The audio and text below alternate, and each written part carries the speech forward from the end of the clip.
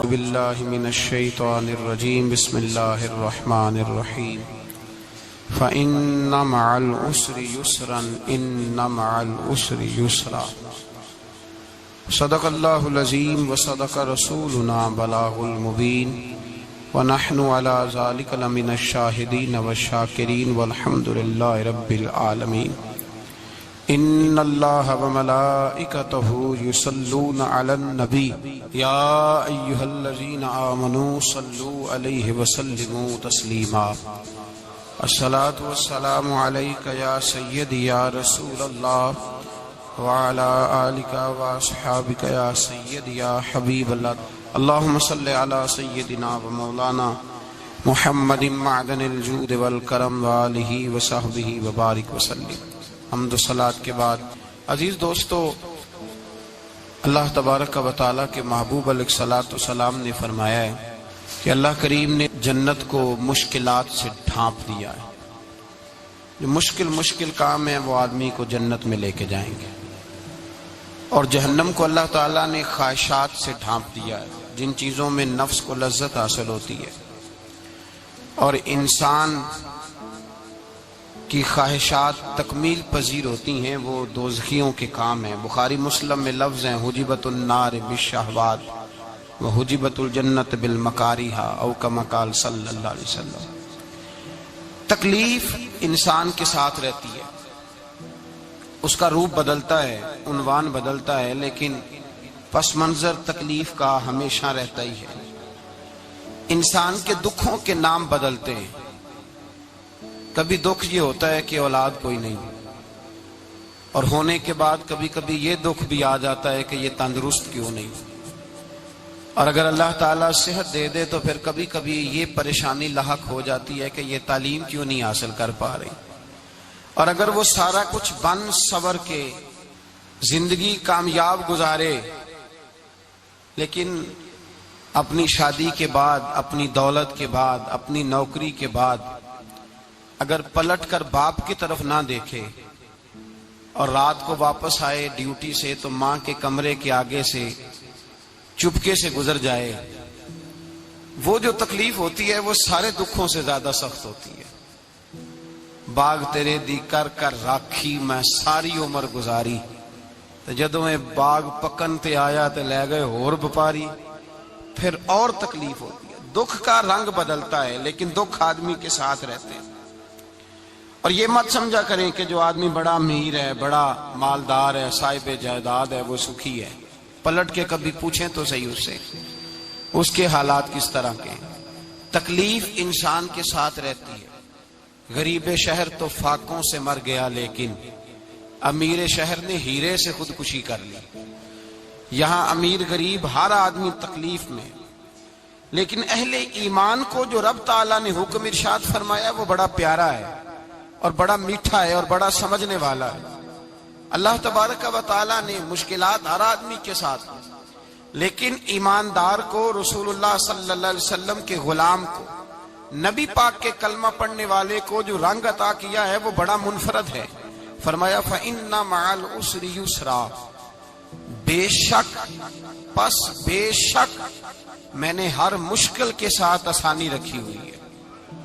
پھر فرمایا ان مع العسر یسرا، بے شک ہر مشکل کے ساتھ آسانی ہے۔ ہر مشکل کے ساتھ، بولیے گا ذرا، ہر مشکل کے ساتھ، اللہ نے ہر مشکل کے ساتھ۔ اور یہاں چونکہ 2 دفعہ ذکر کیا گیا کہ ہر مشکل کے ساتھ آسانی ہے، تو مفسرین کرام فرماتے ہیں رب فرما رہا ہے اگر میں تجھے 1 مشکل دوں گا تو 2 آسانیاں عطا کروں گا۔ اگر 1 مشکل آئے گی تو کتنی آسانیاں ملیں گی؟ 2 آسانیاں دوں گا اگر 1 مشکل آئے۔ انسان کو جو مشکلات آتی ہیں نا، اگر کسی شخص کو پتہ چل جائے نا کہ یہ سامنے والا پل میں نے گزرنا ہے تو اس پار میری اپنی جائیداد شروع ہو جائے گی، تو وہ پل گزرنا اس کے لیے مشکل نہیں رہتا۔ اگر کسی کو پتہ چل جائے کہ بس یہ 2 سڑکیں ہیں میں نے عبور کرنی ہے، پھر میرے لیے سفر آسان ہو جائے، تو وہ جھٹ پٹ گزر جاتا ہے، نہ دھوپ دیکھتا ہے، نہ تھکاوٹ دیکھتا ہے، نہ رش دیکھتا ہے، نہ گاڑیوں کی ریل پیل دیکھتا ہے، گزر جاتا ہے۔ اللہ کریم نے فرمایا بندہ مومن جان لے اگر میں تجھے 1 مشکل دوں گا تو میں تجھے کتنی آسانیاں؟ چلے سارے بول دیں کتنی جی؟ کتنی اللہ تعالیٰ آسانیاں دے گا؟ 2 آسانی۔ ہم لوگ اچھا جب ہمارا ذہن بن جاتا ہے نا کمزوری کا، ہمارا جب مزاج بن جاتا ہے مایوسی کا، پھر معاملہ ذرا ہمارے لیے گمبھیر ہو جاتا ہے۔ اگر ہم یہ ذہن بنائے نا کہ مشکل میرے اللہ کی طرف سے آئی ہے تو وہ مجھے آسانی بھی ضرور عطا کرے گا، تو پھر اللہ ضرور ہی۔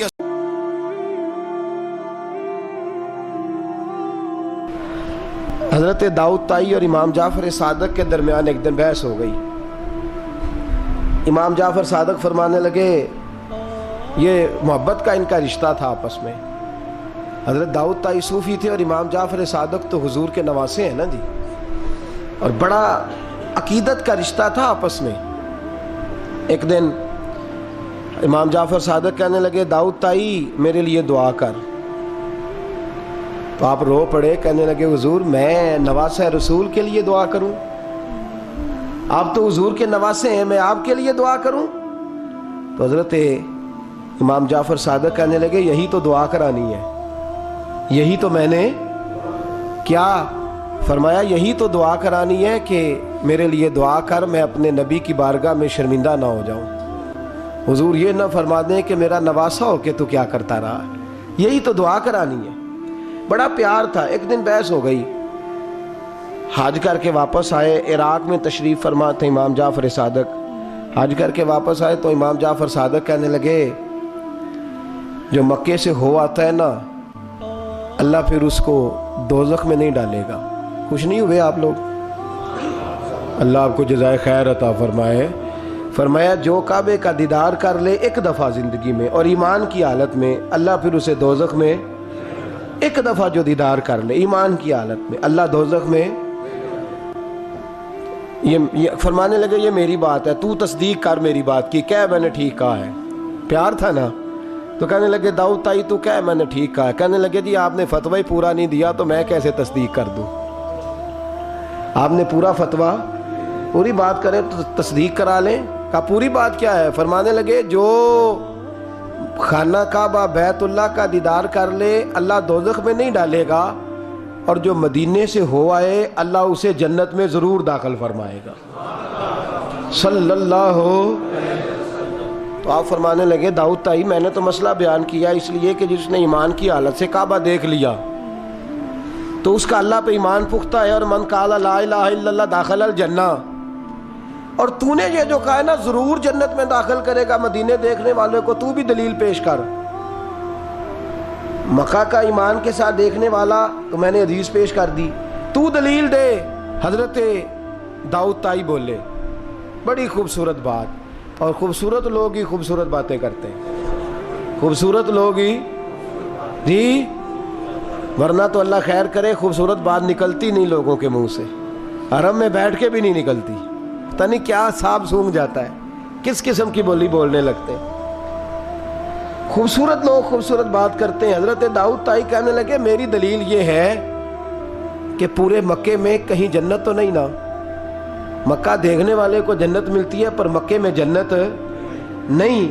فرمانے لگے مدینے میں تو جنت ہے نا، روضۃ من ریاض الجنہ، ماں بین بیتی و منبری روضۃ من ریاض الجنہ۔ فرمایا میرے منبر اور میرے گھر کے درمیان جتنی جگہ ہے وہ، اور آپ فرمانے لگے حضرت امام جعفر صادق سے کہنے لگے حضور دیکھیں نا اللہ فرماتا ہے جو جنت میں گیا ہم فیہا خالدون، پھر نکالا نہیں جائے گا۔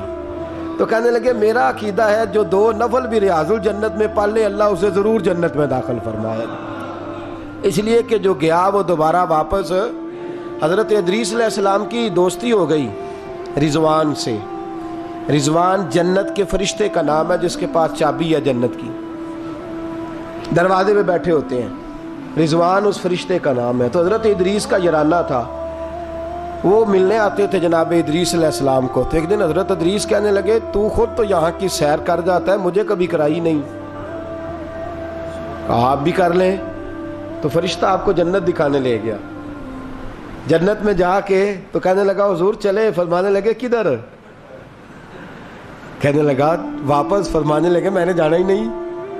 اس نے کہا کیوں؟ فرمانے لگے اللہ فرماتا ہے ہم فیہا خالدون، جو جنت میں آئے گا نکالا نہیں جائے گا، تو کیسے مجھے نکال سکتا ہے؟ کہنے لگے جناب آپ نے سیر کا کہا تھا۔ فرمایا سیر ہی ہے، یہ اس لیے کہ جنتی ساری عمر ہی سیر کریں گے، وہ سیر ہی کریں گے، سفر تو تھکا دیتا ہے بندے کو، یہ سیر ہی ہے۔